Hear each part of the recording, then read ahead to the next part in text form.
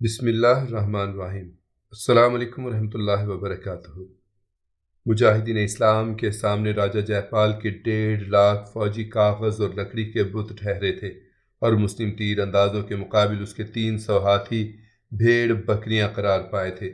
جب راجپوت سپاہی کٹے ہوئے درختوں کی طرح زمین پر گر پڑے تو راجہ نے ایک بار پھر میدان جنگ میں نمودار ہونے کی کوشش کی، مگر محمود کے جان نثاروں نے برہمن حکمران کی اس کوشش کو ناکام بنا دیا اور انجام کار راجہ جے پال کو اس کے 15 سرداروں کے ساتھ گرفتار کر کے والی غزنی کے روبرو پیش کر دیا گیا۔ محمود راجہ جے پال کو زنجیروں میں جکڑا ہوا دیکھ کر بہت خوش تھا کہ آج ہندوستان کا سب سے بڑا بت توڑ دیا گیا تھا۔ برہمن حکمران کی باقی فوج اور اس کا بیٹا آنند پال فرار ہو کر لاہور کی طرف بھاگ گیا، مگر محمود راجہ جے پال کو لے کر غزنی پہنچا اور دربار عام آراستہ کیا۔ سردار امین الدین، تمہاری بیوی اور بچی کا قاتل حاضر ہے۔ سلطان محمود نے سپہ سالار بلرام سنگھ کو مخاطب کرتے ہوئے کہا، میں نے اپنا وعدہ پورا کر دیا، اب تم جے پال کے ساتھ جو چاہو سلوک کرو۔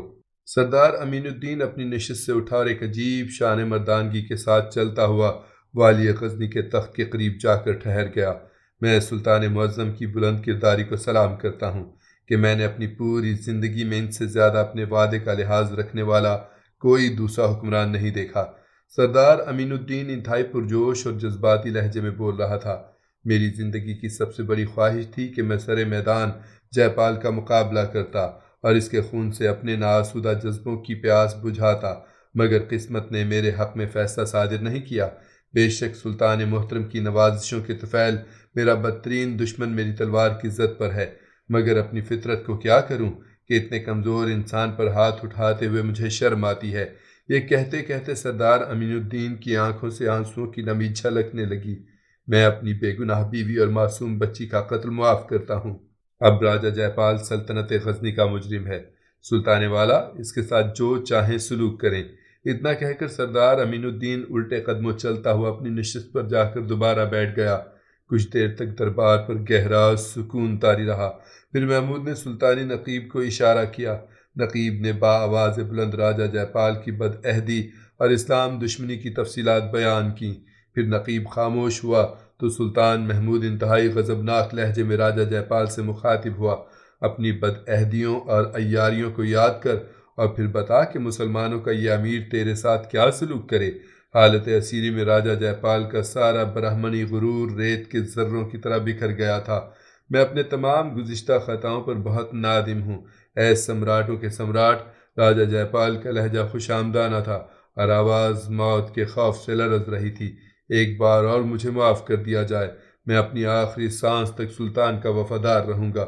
پنجاب کو غزنی کا ایک صوبہ سمجھ کر حضور والا کی طرف سے حکمرانی کے فرائض انجام دوں گا اور پابندی کے ساتھ ہر سال خراج کی مقرر کردہ رقم ادا کرتا رہوں گا۔ محمود کچھ دیر تک سوچتا رہا، پھر اس نے وزیر سلطنت کو حکم دیا کہ وہ کاغذ، قلم اور دوات فراہم کرے۔ جب یہ تینوں چیزیں مہیا ہو گئیں تو والی غزنی جے پال سے مخاطب ہوا، اس کاغذ پر تحریر کر کہ میں دنیا کا حقیر ترین انسان ہوں اور میری ناکام و نامراد زندگی کو سلطان کی بارگاہ کرم کے سوا کوئی پناہ نہیں دے سکتا، اور یہ بھی لکھ کہ مسلمانوں سے زیادہ روادار، حوصلہ مند، اعلیٰ ظرف اور دشمن کو معاف کرنے والی قوم اس زمین پر کبھی نہیں آئی۔ راجہ جے پال کو ہر حال میں زندگی پیاری تھی، اس لیے ذلت آمیز عبارت تحریر کرنے پر مجبور ہو گیا۔ محمود نے اپنے جلاد کو حکم دیا کہ وہ جلتے ہوئے فولاد سے جے پال کی پیشانی داغ دے تاکہ اس کے اہل قوم اسے دیکھیں تو بے ساختہ پکار اٹھیں کہ وہ آ رہا ہے، سلطان محمود غزنوی کا غلام۔ جے پال نے گدا گرانہ لہجے میں التجا کی کہ اس کی سزا موقوف کر دی جائے، مگر والی غزنی نے بڑی حقارت سے برہمن حکمران کی یہ درخواست مسترد کر دی اور کچھ دیر بعد دربار میں جے پال کی دردناک چیخیں گونجنے لگیں۔ پھر برہمن حکمران داغدار پیشانی اور غلامی کا طوق لے کر لاہور پہنچا۔ جے پال کا بیٹا آنند پال باپ کی واپسی پر بہت خوش تھا۔ خود جے پال بھی اپنی جان بچانے پر بے پناہ مسرت کا اظہار کر رہا تھا، مگر اچانک اسے ایک نئی مصیبت نے گھیر لیا۔ ہندوؤں کے عقیدے کے مطابق جو ہندو راجہ مسلمانوں سے شکست کھا جائے یا ان کی قید میں رہا ہو، وہ اس قابل نہیں رہتا کہ لوگوں پر حکومت کر سکے۔ یہ ایک ایسا گناہ ہے کہ جس کو آگ کے سوا کوئی دوسری شے ختم نہیں کر سکتی۔ جے پال چونکہ محمود سے 2 بار شکست کھا چکا تھا، اس لیے آگ کی سزا اس کا مقدر بن گئی تھی۔ وہ بڑے عجیب لمحات تھے جب برہمنوں کا بے رحم قانون اپنے آتشی ہاتھ کھولے ایک دوسرے برہمن کے طرف بڑھ رہا تھا۔ راجہ جے پال ایک ناقابل بیان عذاب میں مبتلا تھا۔ اگرچہ سلطان محمود غزنوی نے آخری حد تک اسے ذلیل و رسوا کرنے کے بعد اس کی جان بخش دی تھی، لیکن برہمن حکمران اس معافی کو بھی اپنی سیاسی اور شاطرانہ چالوں کا نتیجہ سمجھ رہا تھا۔ والی غزنی کے سلسلے میں جے پال کا عیار ذہن پھر کوئی ہیل تراش کرنے والا تھا، مگر برہمنوں کے بنائے ہوئے قانون نے اسے جکڑ لیا۔ وہ سلطان محمود غزنوی کے دربار میں انتہائی ذلت آمیز معافی نامہ تحریر کرنے اور پیشانی اقتدار پر غلامی کی مہر سجانے کے باوجود خوش اپنے وطن واپس لوٹا تھا، مگر ابھی جے پال نے سکون و اطمینان کی چند سانسیں بھی نہیں لی تھیں کہ ریاست کے راجپوت سردار صدیوں پرانے ہندو قانون کی ایک خاص شق کے بارے میں سرگوشیاں کرنے لگے، اور پھر پنجاب کے حکمران جے پال کو کھلے لفظوں میں بتا دیا گیا کہ دردناک موت اس کا انتظار کر رہی ہے۔ اپنی ہی قوم کے بنائے ہوئے قانون کا حوالہ سن کر جے پال کی نیندیں اڑ گئیں۔ وہ سوچ بھی نہیں سکتا تھا کہ تقدیر اس کے ساتھ ایسا عجیب کھیل کھیلے گی۔ جب شکست خوردہ حکمران کو عذاب کے اس گڑھے سے نکلنے کی کوئی تدبیر نظر نہیں آئی تو اس نے اپنی سلطنت کے چند بڑے پجاریوں کو خلوت میں طلب کیا اور پھر ان بوڑھے برہمنوں سے مخاطب ہوتے ہوئے بولا، تم لوگ خوب جانتے ہو کہ میں نے تمہیں اور دوسرے برہمنوں کو اپنے دور حکومت میں کس قدر آسائش بہم پہنچائی ہیں۔ عمر رسیدہ پجاریوں نے اعتماد میں سروں کو جنبش دی اور سوالیہ نظروں سے اپنے فرما روا کی طرف دیکھا۔ میں جانتا ہوں کہ تم ہندو دھرم کے سب سے بڑے گیانی ہو، راجہ جے پال نے مصلحتاً خوش آمدانہ لہجہ اختیار کرتے ہوئے کہا۔ کل تک میں نے اپنے بھرپور وسائل کے ساتھ دیوتاؤں کو خوش کرنے کے لیے تمہاری خدمت کی، مگر آج انتہائی مجبوری کی حالت میں تم سے اپنی انہی خدمات کا صلہ مانگتا ہوں۔ مہاراج آپ حکم دیں۔ براہمن پجاریوں نے بیک زبان کہا، ہم نردھن لوگ ہیں، آپ کی کیا سیوا کر سکتے ہیں؟ میں تم سے دھن دولت نہیں مانگ رہا ہوں۔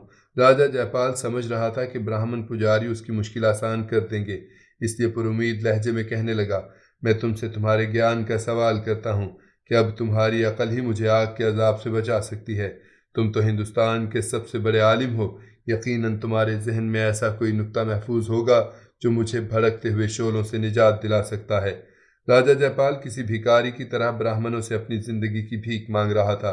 پجاریوں نے بڑی حیرت سے راجہ جے پال کی طرف دیکھا۔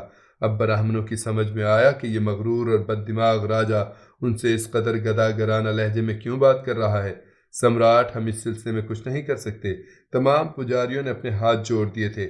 یہ قانون تو آکاش پر بنایا گیا تھا، ہم دھرتی والے اسے کس طرح بدل سکتے ہیں؟ براہمنوں نے کھلے لفظوں میں اپنی مجبوریوں کا اظہار کر دیا تھا۔ پھر بھی میرے بچاؤ کا کوئی راستہ نکالو۔ راجہ جے پال نے پجاریوں کے پاؤں پکڑ لیے تھے۔ براہمن سب کچھ کر سکتا ہے، دیوتاؤں کا اس سے اٹوٹ رشتہ ہے، وہ بھگوان کے فیصلوں کو بھی بدل سکتا ہے۔ نہیں مہاراج، یہ کہہ کر ہمیں گناہگار نہ کیجیے۔ براہمنوں نے بھی ہواؤں کا رخ دیکھتے ہوئے اپنی گردنیں جھکا دی تھیں۔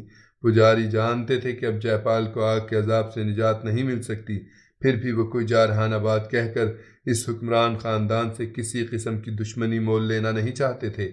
اس وقت سیاست کے دو گروہوں میں عیاری اور دنیا داری کا مقابلہ ہو رہا تھا، اور براہمن پجاری بہرحال راجہ جے پال سے بڑے سیاستدان تھے۔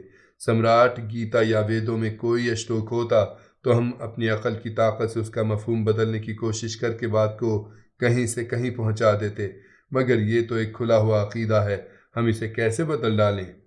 نہیں مہاراج، یہ پاپ ہم سے نہیں ہوگا، اور اگر ہم آپ کی خاطر یہ اپرادھ یعنی جرم کر بھی لیں تو دوسرے براہمن نہیں چھوڑیں گے۔ پجاری ایک ناقابل تنسیق دلیل پیش کر رہے تھے، اس قانون سے تو پوری پرجا واقف ہے، ہم کس کس کو سمجھائیں گے اور ہماری کون سنے گا؟ راجہ جے پال نے پجاریوں کو قیمتی زر و جواہر کی پیشکش بھی کی، مگر وہ انکار کرتے رہے، یہاں تک کہ پنجاب کے حکمران نے غصے میں آ کر براہمن گیانیوں کو اپنی خلوت گاہ سے نکال دیا اور ایک بار پھر خود ہی اس مسئلے کا حل ڈھونڈنے لگا۔ راجہ جے پال نے اپنے اعصاب کو پرسکون رکھنے کے لیے ساری رات شراب پی اور قانون شکنی کے مختلف طریقوں پر غور کرتا رہا کہ کاش میں مسلمان ہو جاتا اور اس طرح اس کی زندگی بھی آگ کے عذاب سے محفوظ رہتی، مگر پھر تھوڑی دیر بعد ہی اپنے ذہن سے ان پریشان خیالات کو جھٹک دیتا اور بڑبڑانے لگتا۔ پھر جب وحشت دل حد سے بڑھی تو جے پال اپنے ولی عہد سلطنت آنند پال کو مخاطب کر کے سرگوشیوں میں کہنے لگا، بیٹے، تم ہی اپنے باپ کی مکتی کے لیے کوئی راستہ نکالو۔ آنند پال بظاہر بہت غم زدہ نظر آ رہا تھا، مگر اس کی دلی خواہش یہی تھی کہ جے پال جلد از جلد پرلوک یعنی دوسری دنیا سدھار جائے اور وہ خود دولت و اقتدار کی بھرپور لذت حاصل کر سکے۔ شوق حکمرانی بھی کیا شے ہے کہ بیٹا باپ کی ہلاکت کی دعائیں کر رہا تھا۔ پتا جی، آپ کا یہ داس آکاش کی نیتی کو کیسے بدل سکتا ہے؟ آنند پال بڑے عیارانہ لہجے میں بول رہا تھا۔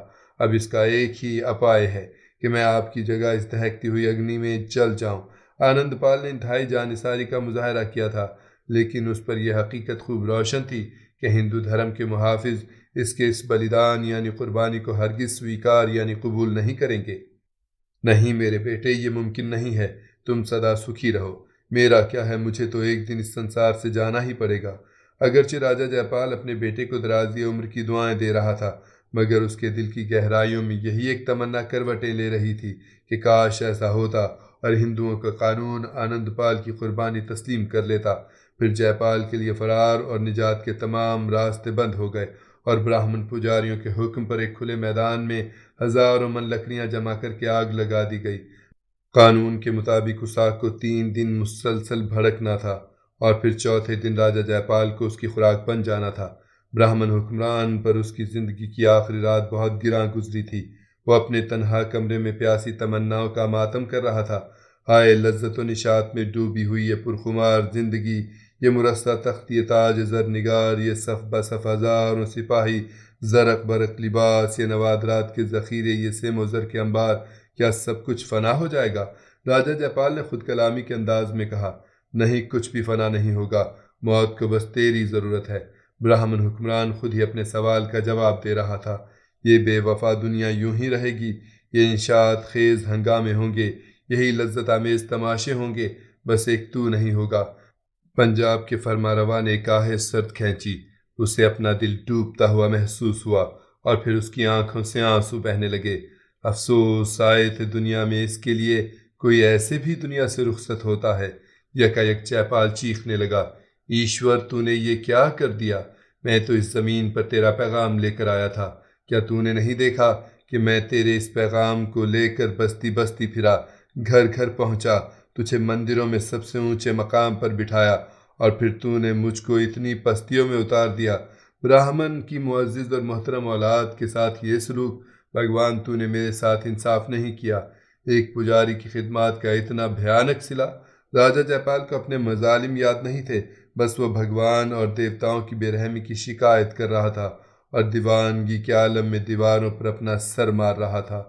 جب وحشت کا یہ دور کچھ کم ہوا تو اچانک راجہ جے پال کے ذہن میں ایک خیال آیا اور براہمن حکمران اپنی مخصوص نشست گاہ سے نکل کر اس خفیہ عشرت کدے میں پہنچا جہاں کیف و نشاط کے تمام اسباب جمع تھے، اور اسی عشرت کدے کے سب سے زیادہ آراستہ کمرے میں گزشتہ 30 سال سے ارمغانہ شرازی عیش و عشرت کی بھرپور زندگی گزار رہی تھی۔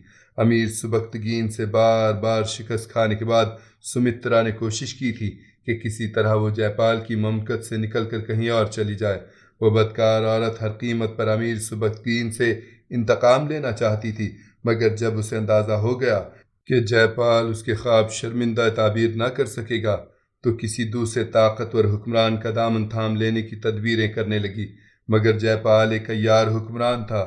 اس نے بڑی رازداری کے ساتھ سمترا کو اپنی داشتہ بنا کر رکھ لیا، جبکہ سمترا جے پال سے مطالبہ کرنے لگی کہ وہ اسے رعایا کے سامنے نہ صرف اپنی قانونی بیوی کا درجہ دے بلکہ مہارانی کا اعزاز بھی بخشے۔ لیکن جے پال ہر بار یہی کہتا رہا کہ جب تک وہ محمود کو شکست دے کر اپنا کھویا ہوا وقار حاصل نہیں کر لے گا، اس وقت تک سمترا کی اس خواہش کی تکمیل ممکن نہیں تھی۔ سمترا انتہائی حالت جبر میں اپنی زندگی کے دن گزارنے لگی، مگر دل ہی دل میں جے پال کی موت کی دعائیں بھی مانگتی رہی۔ پھر جب راجہ جے پال نے کئی سال کی جنگی تیاریوں کے بعد محمود پر حملہ کیا تو سمترا کی خوبصورت آنکھیں وہی خواب دوبارہ دیکھنے لگیں۔ سبکتگین نہ سہی، اس کا بیٹا سہی، میں محمود کے خون سے ہی اپنی پیاس بجھا لوں گی۔ سمترا نے بڑے ناز و انداز اور پرجوش جذبوں کے ساتھ جے پال کو محاذ جنگ کی طرف روانہ کرتے ہوئے کہا تھا، مگر اس بار بھی سمترا کا خواب ریزہ ریزہ ہو کر بکھر گیا۔ جب ہندوؤں کے مذہبی قانون نے جے پال کے لیے آگ کی سزا تجویز کی تو سمترا نے چین کا گہرا سانس لیا۔ اب اسے یقین تھا کہ وہ جے پال کی طویل قید سے رہائی حاصل کر کے کسی دوسرے طاقتور حکمران کا انتخاب کر کے اسے محمود کے خلاف بھڑکائے گی۔ اگرچہ سمترا کی عمر 50 سال سے زیادہ ہو چکی تھی، لیکن حیرت انگیز طور پر وہ اب بھی جوان نظر آتی تھی۔